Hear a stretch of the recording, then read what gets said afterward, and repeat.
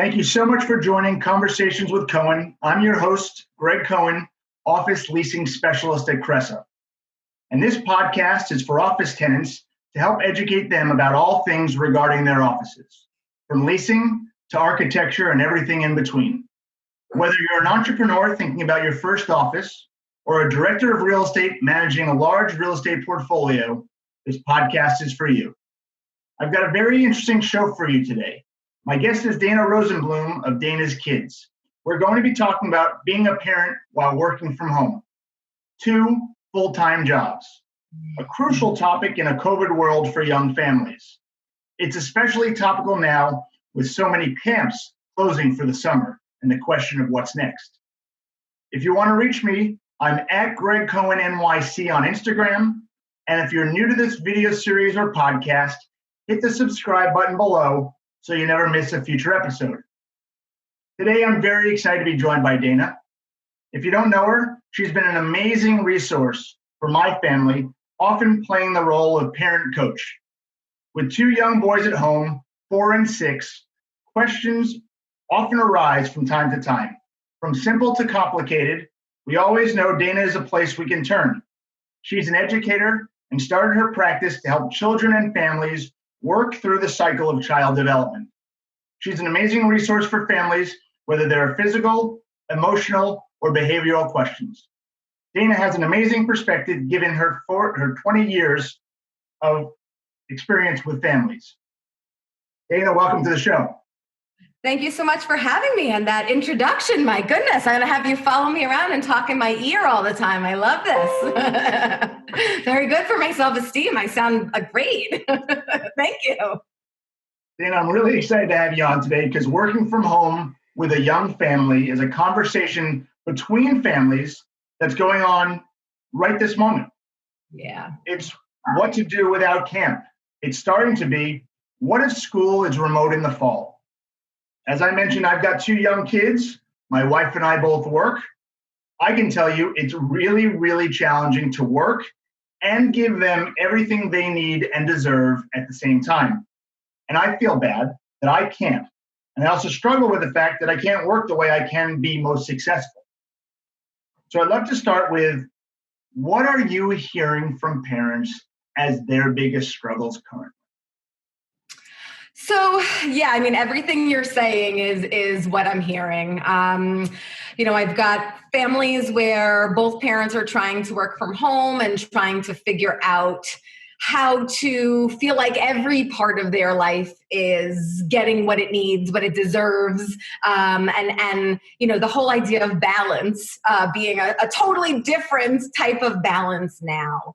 I've got families whose children may have been anxious or experiencing some sort of behavioral difficulty before, and then that's being compounded by all of this unknown and all of this change. A lot of my families have children who, may require or benefit from a certain amount of preparation before big changes come. And here it was like Friday to Monday, a lot of things got shut down. So, navigating the social emotional piece, children who weren't anxious, who weren't concerned about going outside, who now are worried about the reentry into, is it okay to go play with my friends? Did you wipe that down with Lysol? And so you've got that side of things. And then I have parents who are wondering, should I send my child to camp this summer? Camp's opening, and what's going to happen if schools don't open in the fall? So lots of navigating from sort of the unfortunately practical questions that come up day to day, and how do I think through my thinking about what the right decision is for my family, and then sort of getting into a lot of the developmental stuff. And I feel like parents went through some different phases. We've all gone through some different phases as this quarantine has sort of gone on from, we can do this. It's going to be 2-3 weeks, maybe a month. I'm not going to worry about some of the stuff that's coming up. We're going to be back to quote unquote normal in a little while, to we're in this for the long haul, I'm going to grieve that, to now I need some practical strategies to really make this work. And so there's been a lot of conversation about how to set children up to be successful a little bit more independently, feel like the time that you are together is a real quality time. So lots of sort of navigating that. How do I make it work so that everyone is getting what they need, including yourself as the parent? So can you help fill in the blank of what are 3 tools that families can use to help their children deal with this uncertainty? So it's a great question. And I think that the answer sometimes varies based on where families are, what their reality is in terms of parents working, not working, and their children's ages. So a lot of what I've tried to do is really help parents find developmentally appropriate ways to talk to their children about what's happening, why things are closed, why they may see see people wearing masks, why they need to wear masks, why everyone's washing their hands, right? And so, on the simplest level, just knowing that, there's a virus and it's making people not feel well. And our way of being a helper is to wash our hands and to wear our masks. And those are the things that the helpers and the police are telling us that we can do. And we can keep ourselves safe that way. And we can keep other people safe that way. And lots of practice and playing it out, and masks on stuffed animals and all of these kinds of things too, as children can, move into more developmental complexity in their understanding, having a better understanding of what a virus means and how viruses are spread and what is different about this virus and why this feels different. With also this wanting to keep the component in that this isn't forever. And when the helpers know more, they're going to tell us more, and we're going to be able to re-enter. So I think that there's that big piece of wanting to make sure that your children understand what's happening, understand that it's temporary. Another biggie that I'm trying to help parents with their children, there's a lot of conversation about grown-ups kind of managing all these changes and not being able to go to the grocery store as easily, for all of these things. I think that recognizing that children are having a hard time, even if they're not showing it, even if they're not saying it. So often children, young children, even older children don't have the words to express what's going on. And so knowing that sometimes if you're seeing behaviors, you're seeing regression in development, saying something as simple as things feel really hard right now.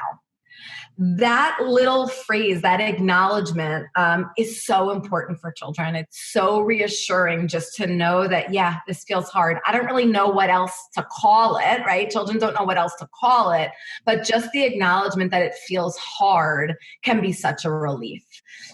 So I think those conversations are really important. The third thing that I would say, in terms of helping children manage this time is I do think it's important to keep some routine in the schedule, in their day-to-day. And I'm careful to say routine and not thinking about it being a schedule. I think that even more than routine, I've been using the phrase anchoring activities for families. So not every family does well saying at 9 a.m. we're going to do this, and at 10 a.m. we're going to do this, and 11 we're going to do this. But children do well with predictability and repetition. So even if we're saying after breakfast, we're going to play outside, and before lunch, we're going to do some artwork, right? The play outside connected to breakfast and the artwork connected to lunch, those are anchoring activities. They're things that children can count on.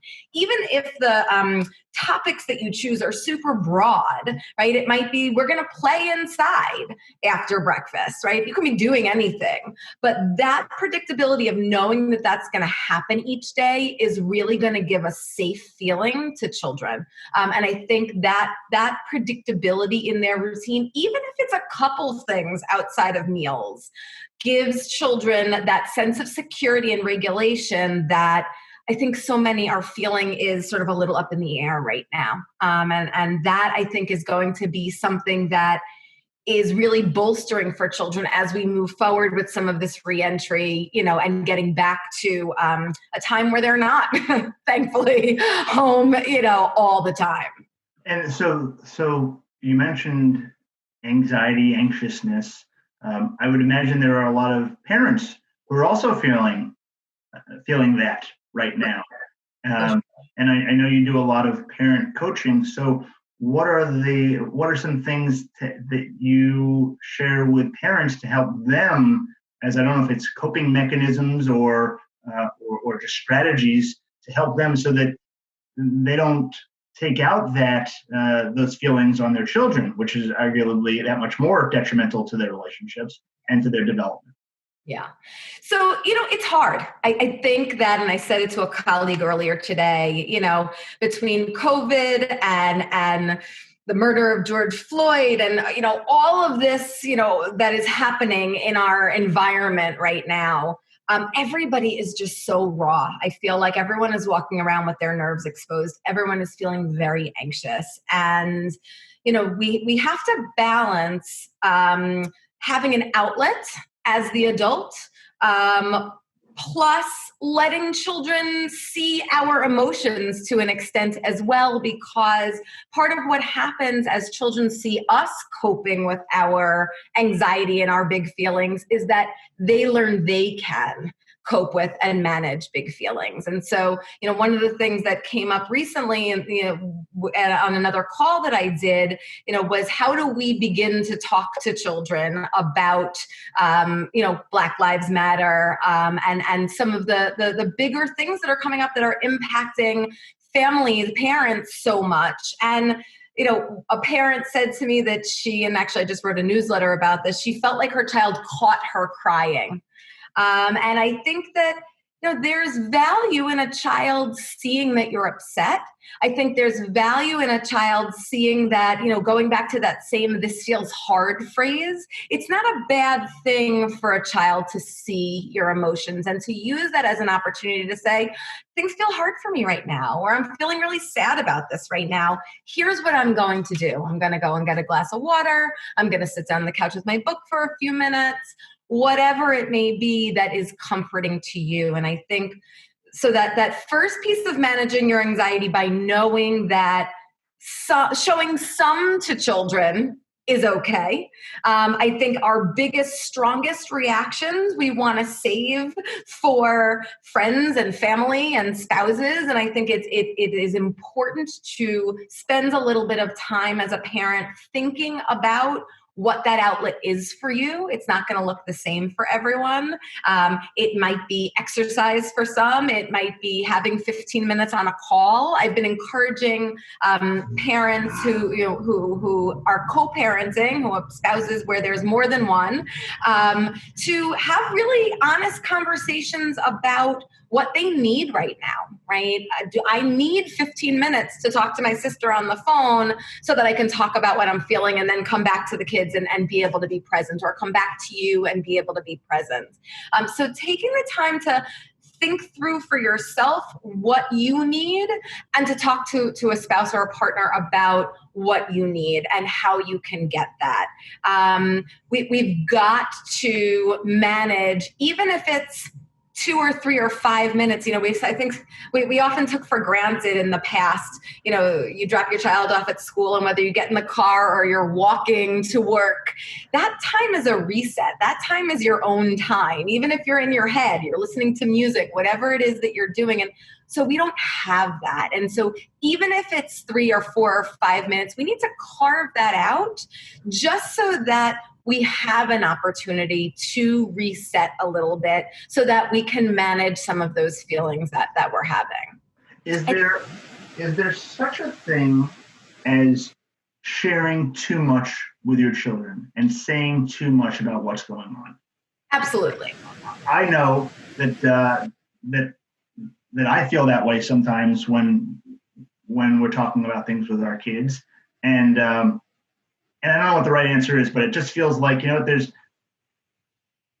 being honest and there's telling them what's happening, but I'd love to maybe just dig in a little bit as to why you just said absolutely.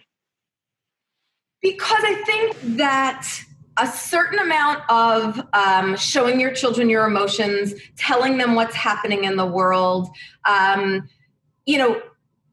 there is what's developmentally appropriate. There is knowing your child's social emotional skill level, knowing their temperament, right? And so when we make choices about what to tell children, we need to keep those things in mind, right? I am not going to tell a 4-year-old how many people are dying from COVID, right? They don't need that information. They need the information, I believe, that is meaningful for them. So, just a broad sort of strategy. Whenever parents say to me, my child asked me this really hard question, or my child asked me this and I didn't know what to say, my first response is always turn the question back onto children, right? We listen to children's questions with our adult lens. That makes us answer in the way that our adult brains work. When we turn it around to children and we say, tell me what you know, tell me what you're thinking, tell me more about what you mean, I'm not sure. It allows us to gauge the information that we share with them in a way that's going to be meaningful for them without overwhelming them, right? It's sometimes even okay when you're not sure what to say to a child, or if you want to tell a child more about a situation, to say, you're thinking a lot about that. I want to think a little bit about that before I answer you. Or, you're thinking a lot about that. I'm not sure of the answer. Well, let's think some more about it, or I'm going to think some more about it, right? So, I think that need to, or that desire to answer right away, particularly when we're talking about really challenging topics, is something we need to resist a little bit, so that we can make sure that what we're sharing is appropriate for a child's age developmentally, but also for that individual child. I think when we say too much, for many children, it ratchets up their anxiety. It's too much information. They fill in blanks with things that may not be correct, which can increase anxiety, right? There's always a very fine line. I've got a lot of my kids who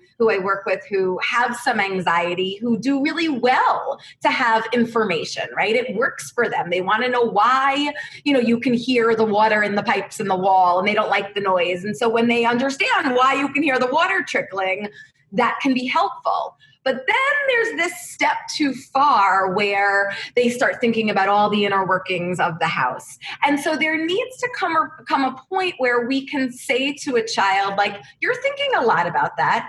Here's enough information to help you understand it. And the rest of it, I'm going to think about, right? I'm your grown-up. This is a safe house. You're thinking a lot about that. I am too. Right? I got this. Now, I don't say to children, don't worry, but I do try to give the impression that these are things that I'm thinking about and that I'm making choices that are safe for you.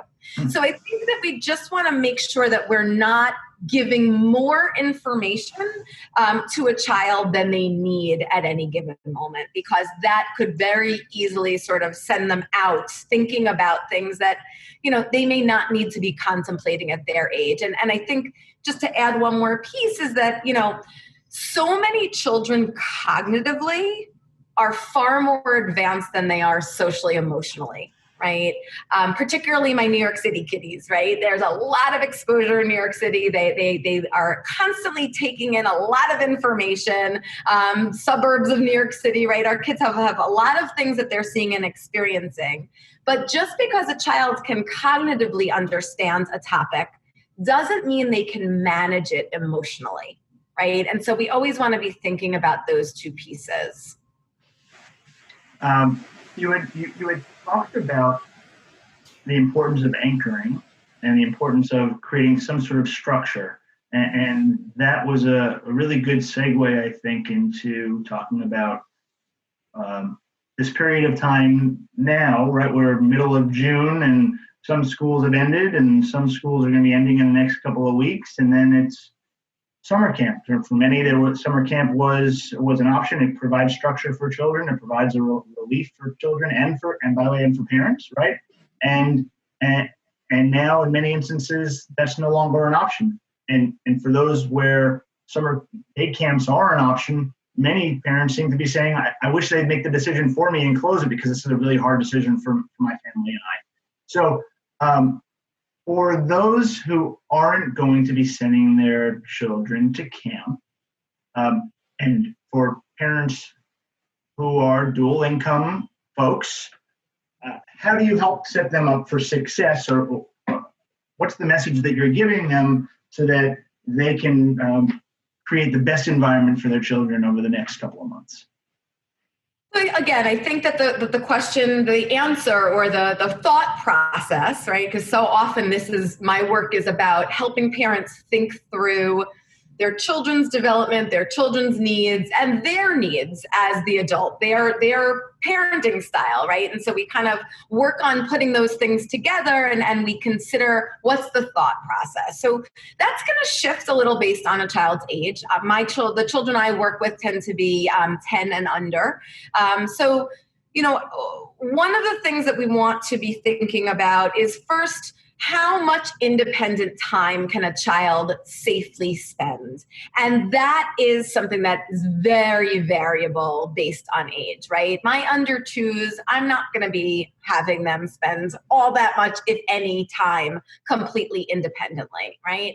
As we get over two, there may be, or over 2.5 even, there may be periods of time that they can spend a little bit more independently. And so as I'm thinking about how do we set up the day, how do we make this work, right? That's one of the things that I'm thinking of. I do feel that, screen time gets a very bad name. And I think there are real dangers to screen time, no doubt. When it comes to gaming, when it comes to social media, there is an absolute risk of sort of getting sucked in, right? There's no finite end. There tends to be a lot of difficulty taking those things away from children. They are created to sort of keep the dopamine high going, right? And so we want to be mindful of that, certainly.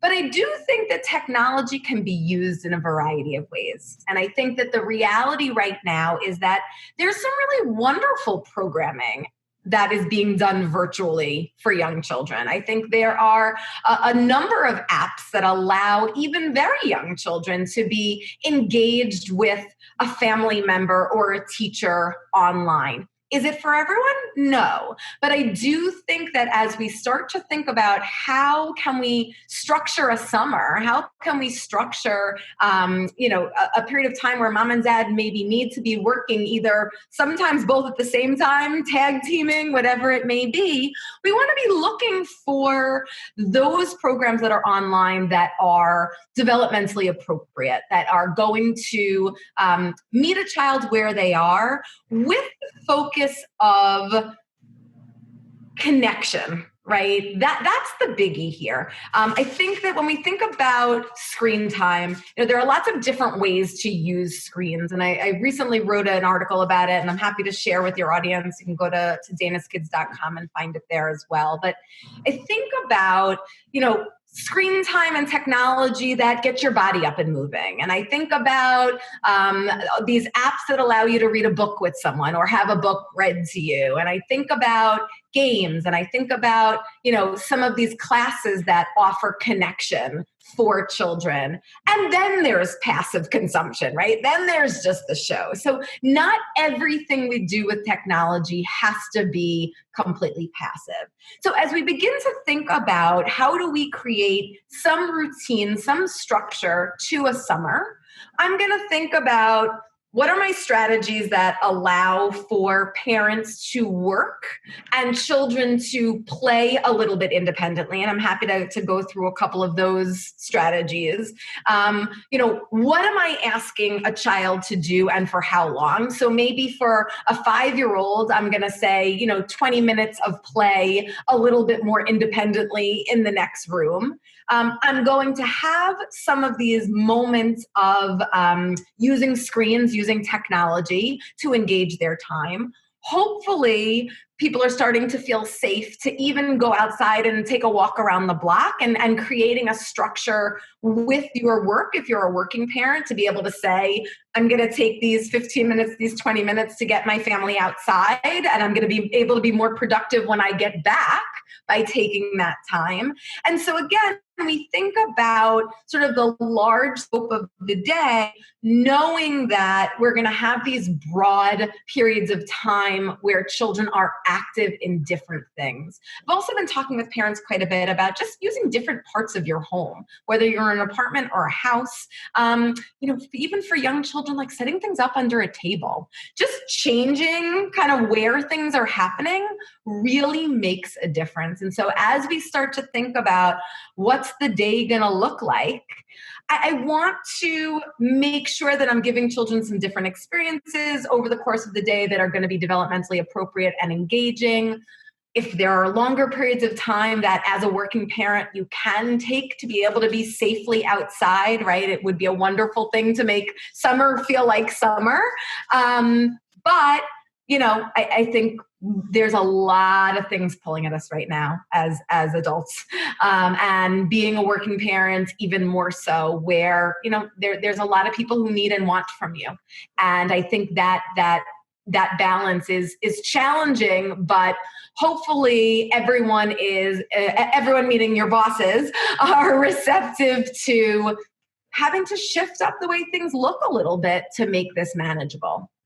It's interesting that you talk about shifting how you use different parts of your world, of your house. So we sat in the trunk of our car and had a pizza party. Yeah. And Caleb he loved it. He was talking about it 4 weeks later. It was like, tells everybody we had a pizza party in the back of our car. And that to me is the awesome thing about kids, and always has been like my fascination with children. If you get excited about something, they're usually excited about it. It doesn't have to be a monumental something. It's like, even we talk about how do you reward children when you're potty training? Like, children don't need, the Barbie mansion when they pee in the potty. Sometimes a fun, silly dance or a high five or a call to aunt whomever is enough, right? So we also want to keep that in mind, and maybe that's a bit of a silver lining in some of what's happening right now. It's kind of getting back to some of those basics where really good quality family time together, even if it's 5 or 10 minutes of uninterrupted, engaged time, silly things like, one of my favorite activities with young children is actually taping paper on the underside of a table and laying on your back to paint or color or whatever it may be. They love it. It's silly. And when they see their grown-ups underneath the table doing it too, right? Even my 7, 8s, 9s, 10s, they like to do it also. Those little things that change it up really go a very long way. That's really interesting. Yeah.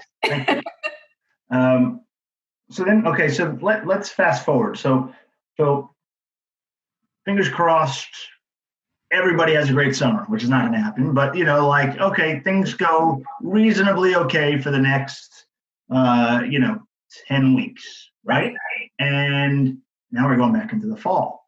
And I can interrupt you there for 1 second. I'm just going to say this. In the same idea as the pizza party, remember that even if every moment isn't great or isn't what you had hoped for summer, having some of these little rituals, having some of these little moments, that's what's meaningful for children. Sorry, go on. No, I think that's really good perspective. That's like, hey, it doesn't have to be perfect. Correct.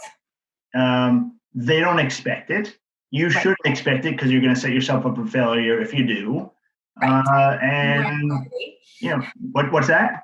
Then more anxiety, right? Because we all just want to be great human beings, great parents. We've got to be realistic about what we can do right now. And something as little as the trunk pizza party, that is going to be something that a child's going to talk about for the next month. So, and saying and recognizing it's okay to say it's hard. It's hard right now, and we're all having a really hard time with it. But we're doing the best we can.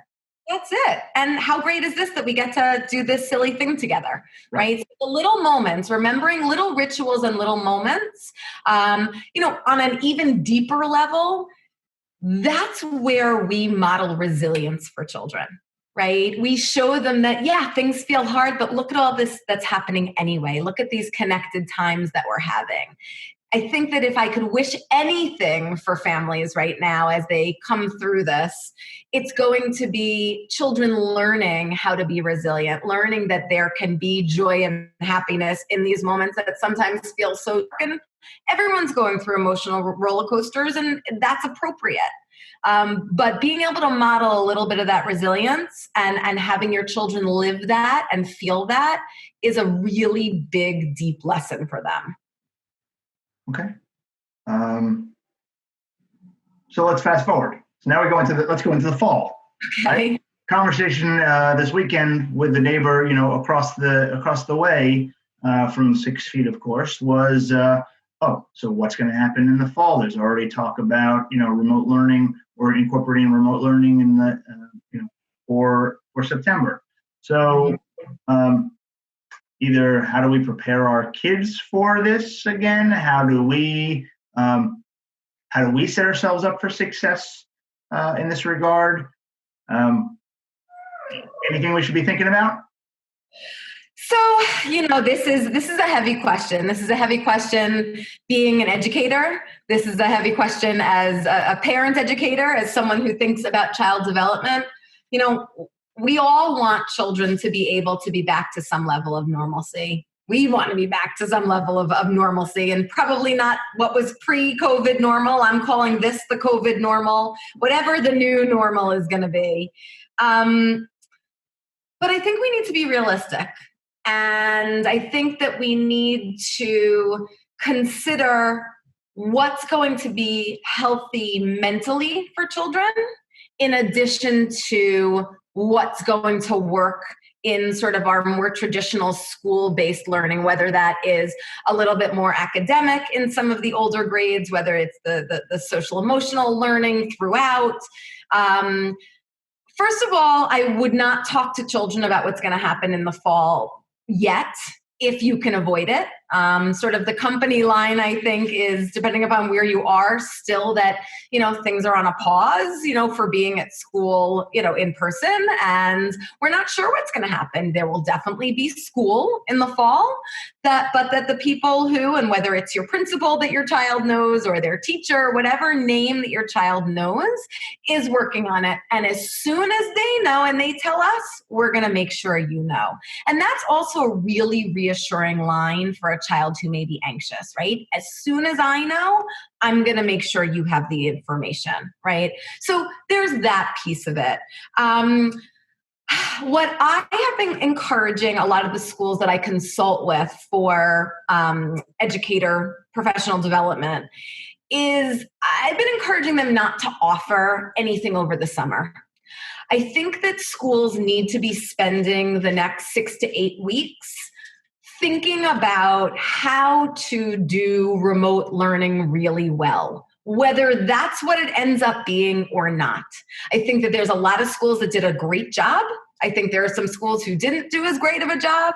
I think that everyone can and needs to do a little bit more with what they're doing in terms of intentionality, right? We all sort of literally went from a Friday to a Monday where it was like, by the way, now you're teaching online, or you took a little bit more time, 2 weeks, 3 weeks, 4 weeks. I even think about people who choose to homeschool, right? There's a plan. There is a lot of time that goes into thinking about that curriculum. Even play-based schools, which I believe strongly in for our youngest children, we're still thinking about our materials and what's meaningful for young children so that when we set up play experiences for them, they are coming to it in a way that's developmentally appropriate that we can then run with and teach all of the milestones and skills that sort of go with that age group. And I think part of what has been challenging with online learning that it came about so quickly was that you lose a little bit of that intentionality. Even the people who are doing it the best you lose a little bit of that. And so I really want schools to spend time thinking about how to make that happen intentionally for the fall. That way, if we do get back in the fall and some of our learning or all of our learning is online, a good deal of it will, I hope, be done in a way that works for a larger number of children, right? Because there's certainly children who it did not work for. And so I think that if there's a little bit more planning and a little bit more intentionality, then hopefully the online learning experience will not feel quite as much like we tossed this together to finish the school year, right? And maybe we kind of just didn't really get the last 3 months of school, right? Nobody really wants that for the fall. I think that the reality may be that we're doing half and half. My concern for in-person programming for the summer and the fall is, again, that mental health piece. Children constantly hearing, put your mask back on, you're too close to him, that one's not yours. I think we need to make sure that we have a way to set up learning experiences for children where we're now not turning into the constant reminders about those types of things where that's what they're thinking of all the time. Right. But I think that if educators and schools and school districts take some time now to think about how best to do it with the information that we have, whether it's A groups and B groups, some days, whatever it may be, hopefully we can have a plan that, again, we can share with children in a way that gives them predictability. Lets them know here's what it's going to look like. Because I think that so much is how we help children feel supported and engaged, is when they know the expectations, they know what's going to happen, and then we move forward where we give them a space where they can just focus on the learning, not all the other little pieces that they've had to manage in the last few months. So I've got two last questions because I had one, but then our conversation triggered another one, which was, so you talk about the social and emotional development, which is in many instances or some instances not as developed as the cognitive in some instances. And this has been arguably a very isolating event. So how do you help so that a child does not regress further their social emotional development in a time when they are physically limited, right? There were play groups before where children were able to be together, right? There were play dates. You did have so how do you solve for that now, or what are your suggestions? Well, I think that each family has to make the decision first about what they feel safe with in person, right? Do you feel comfortable with a particular other family having some social time, or extended family members, right? In the backyard, there are 10 of us go to my brother's backyard and we're all in like separate corners with our masks on. But everyone has to figure out what works for them that way, whether it's a quick hello, a hello from the car. We have a little bit more flexibility now in being able to do that. So, those decisions are very individual for families right now.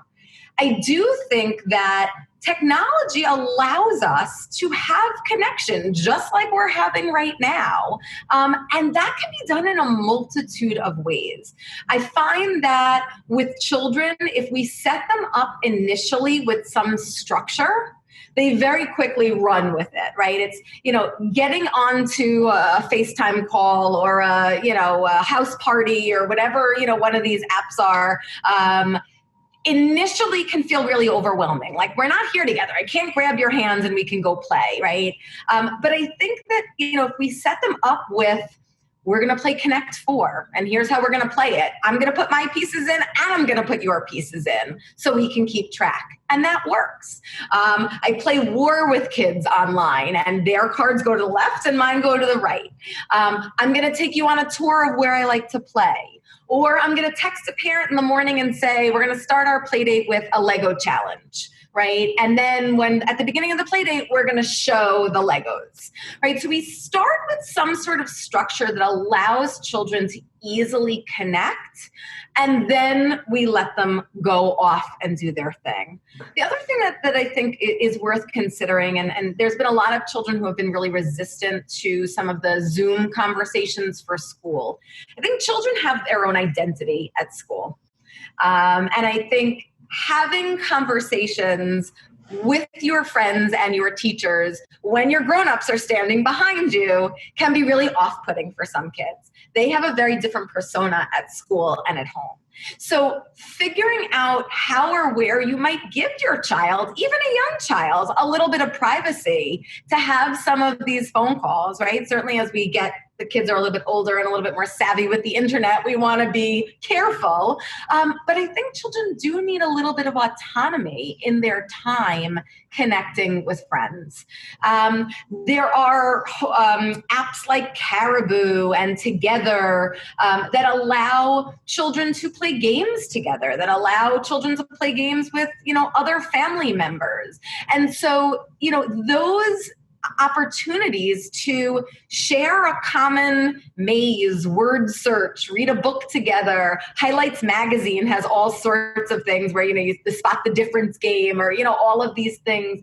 This allows us for children to keep that engagement going, right? Yes, it's different, but that meaningful connection is so important. And again, there are classes that are being done online that when we think, listen, there's a lot of programming online right now that's really wonderful for passive consumption or a little bit of I'm going to get up and move or I'm engaging.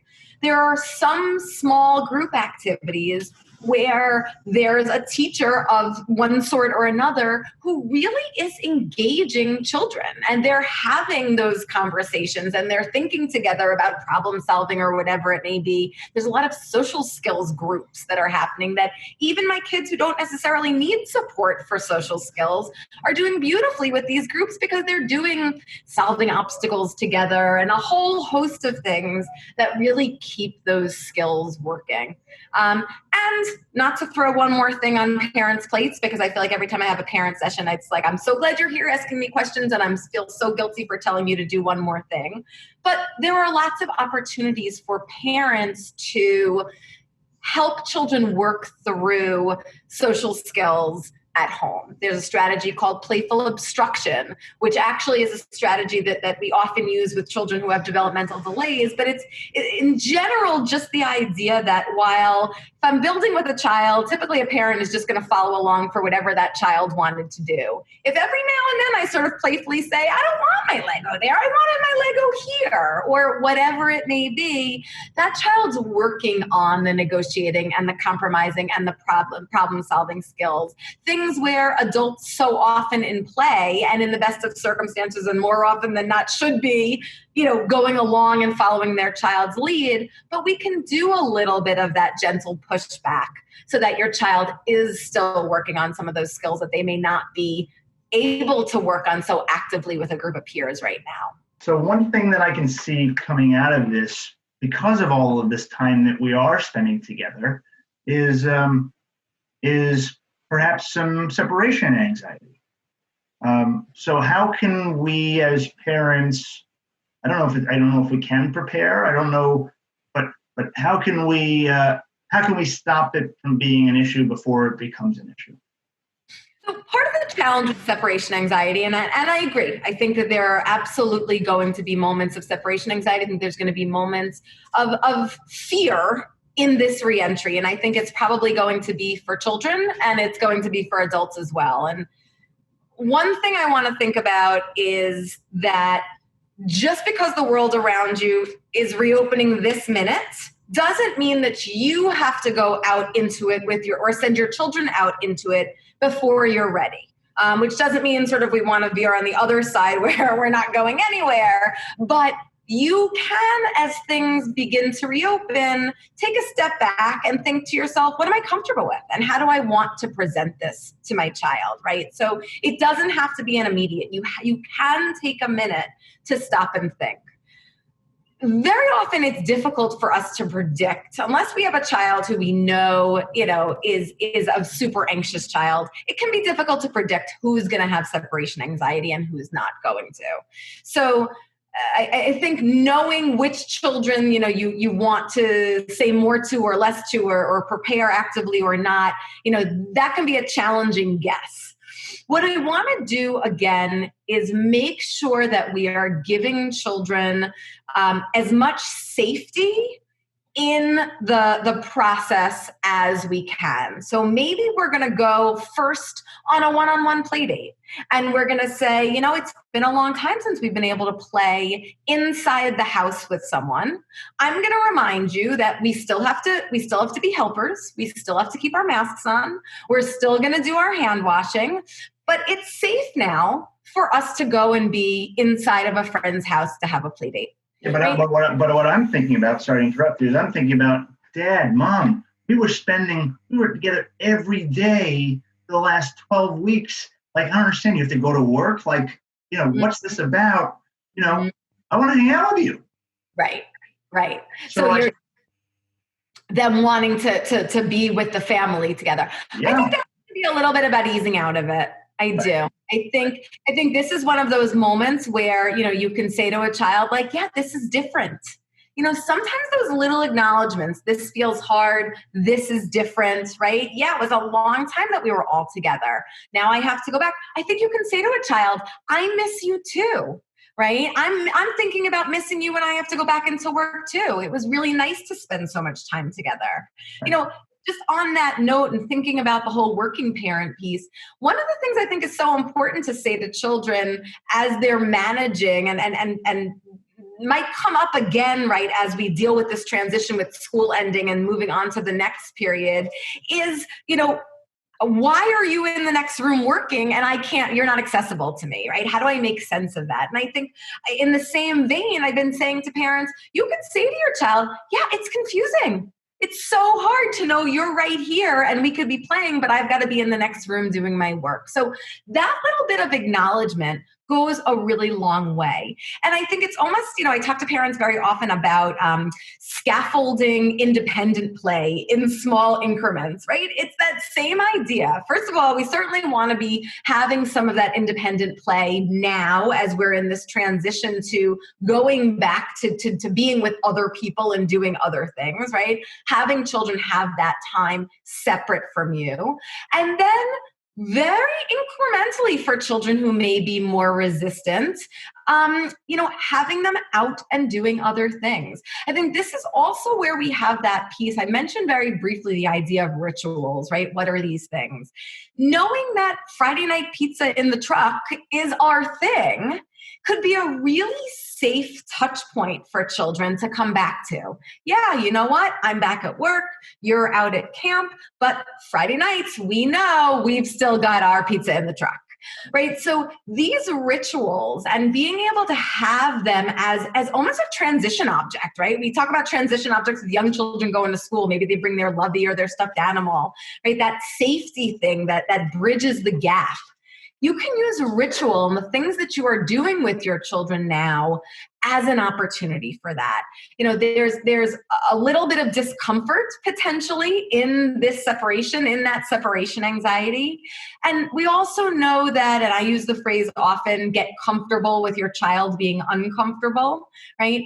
It may not be easy, but we've got to get through it. And that's going to take repetition. It's going to take reassurance and a setup that feels safe for a child, and these touch points with you, and this ability to sort of, we talk about this when children are walking for the first time, right? They walk away from a parent and then they check back in, and they walk away again and they check back in. That sort of checking in, it's going to be that same thing. It's making sure that I'm going to go back and do this, but you're there, or I'm not sure that I want to do this. Can you just wait right there? And whichever angle it's from, we support as they take those steps away. We let them know that it's okay.